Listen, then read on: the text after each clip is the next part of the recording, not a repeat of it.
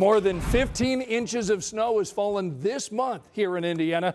So when I say, we could pick up another inch tomorrow, may not seem like a lot, but that weather impact is a lot bigger when you factor in the cold temperatures. We're talking about wind chills below zero, and that makes it harder to treat roads and dangerous for all of us to be outside. Thanks for inviting us in. It's 11 o'clock. Angela's here to tell us this winter blitz is not letting up just yet. It is not letting up. And I looked at the long range today when I first got into work, and it really doesn't look like it's going to let up for the entire month. Oh, wow. Will we warm up a little bit here and there? Yes, but we are definitely in the winter blitz, as you pointed out. Wind chills, we'll go back to those. It feels like -2 in Indianapolis, feels like 8 below zero in Kokomo. Actual air temperatures are already dropping into the single digits. We're down to 9 in Indianapolis and Lafayette, down to 7 degrees in Terre Haute. So as that snow arrives early tomorrow morning, that's the when, 7 a.m. to 1 p.m., light snow. The roads will be slick, even with up to an inch of snow, because the temperatures are so low. We are expecting up to an inch for a good part of central Indiana early half of tomorrow. We're dry now and expected to stay that way through 4 a.m. I'm going to continue this timeline for you in the full forecast. All right, Angela, thanks. So we've all seen what January has to offer, and it's not even halfway over. Now our weather team is previewing the rest of this winter season for us here in central Indiana. You can stream it outside the forecast, which is right now on WTHR+. You can download our free streaming app over on Fire Stick, Roku, or Apple TV. Tonight at 11, we're learning more about the woman who was shot and killed on our city's north side early this morning. Police tonight telling us the shooting was the result of domestic violence, and a man who was also shot tonight remains in critical condition. As Chase Howell tells us, the woman's ex-husband says he just talked to her hours before she died. That's right. He tells me she texted him saying that she needed to get out of here ASAP. But before she could do that, police say she was shot and killed inside her apartment near Shadeland in Fall Creek Road. Bethany Collette, the woman you see on your screen, is who loved ones say was shot and killed early Monday morning. In my head and in my heart, I wanted to believe it was somebody playing a sick joke. But unfortunately, it wasn't. Randy Collette says he and Bethany were married for about 20 years before they got divorced, but remained friends. He says Bethany never mentioned anything to him about domestic abuse, but alluded to something going on the day before she was killed. She did send me a couple pictures of an injury she had on her hand that looked fairly recent because the fact of it, you could still see the blood stain around on the skin tissue, and it looked like a deep laceration on her hand. But when I asked her about it, she told me that's the reason why I need to get out of here. So far this year, we've seen multiple people killed by domestic violence. This is not something that the survivor has done to themselves. This is a crime that is perpetrated against survivors of domestic violence. Just last week, I caught up with Karen Burton, who tracks homicides linked to domestic violence. She says in 2024, more than 100 people were killed as a result of domestic violence throughout Indiana. Until it ends up in a fatality, it is typically the survivor's behavior that we look at when we say, well, what did they do? Why didn't they do something differently? And that's one of the reasons why survivors become victims. Burton says if someone knows a person in a domestic violence situation, to be supportive of that person and hear them out instead of judging them. Right now, police have not said what the relationship was between Bethany and the man. And at last check, IMPD is still investigating what all went down. Reporting here in Indianapolis, Chase Howell, 13 News. Tonight at 11, the governor's office has a new tenant, Mike Braun. He took the oath of office earlier today, becoming our state's 52nd governor. Braun outlining his priorities, saying he's now focusing on tax relief, a leaner government, economic development, and public safety. Governor Braun says he is gearing up to make changes.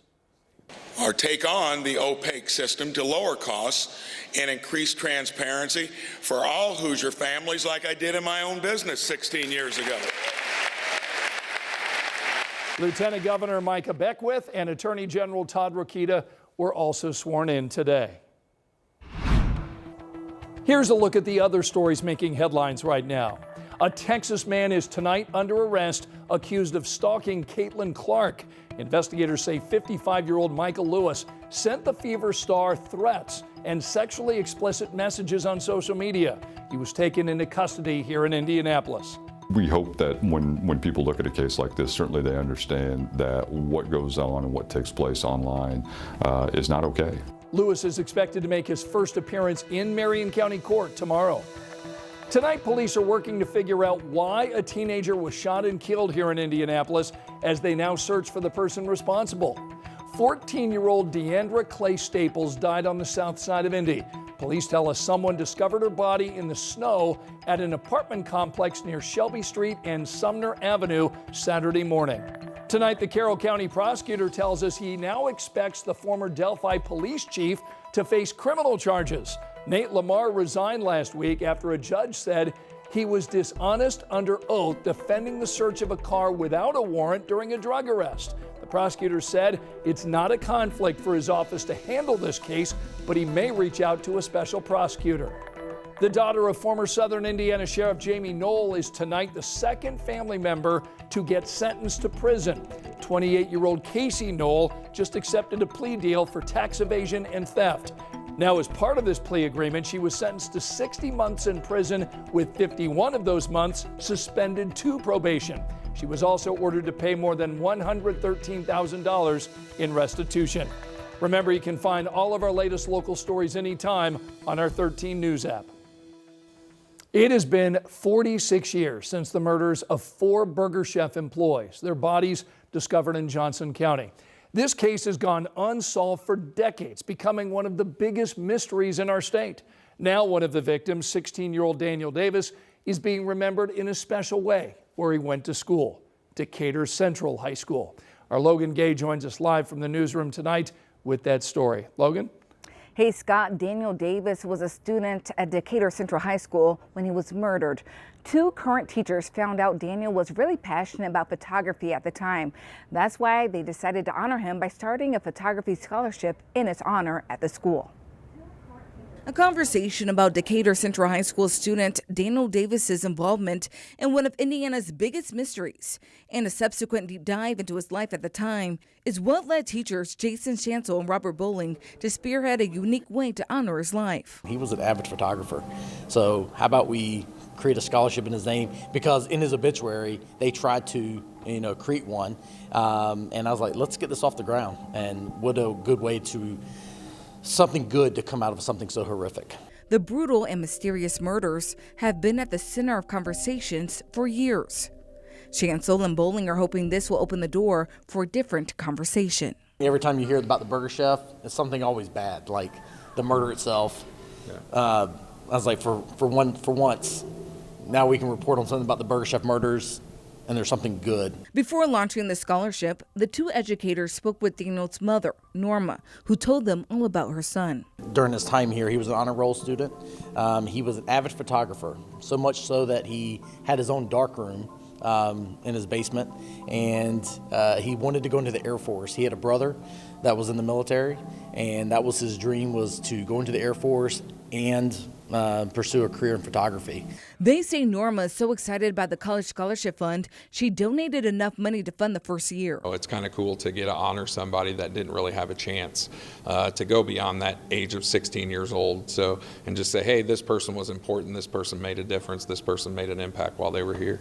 The $1,000 college scholarship will go to one senior student with an interest in photography. So far, they've raised enough money to fund the scholarship for 4 years. Tears at your heartstrings a little bit, and to know that people still care. And even though Daniel may not have walked these specific halls at Decatur Central High School, both Chancel and Bowling say he's very much a part of the legacy. And they hope the scholarship reminds students, past and present, that once a Hawk, always a Hawk. He'll be 16 years old forever, and hopefully, we can continue to, keep his memory alive. They hope to fund the scholarship for longer than 4 years. For more information about the scholarship and how you can give to the fund, visit our website, WTHR.com.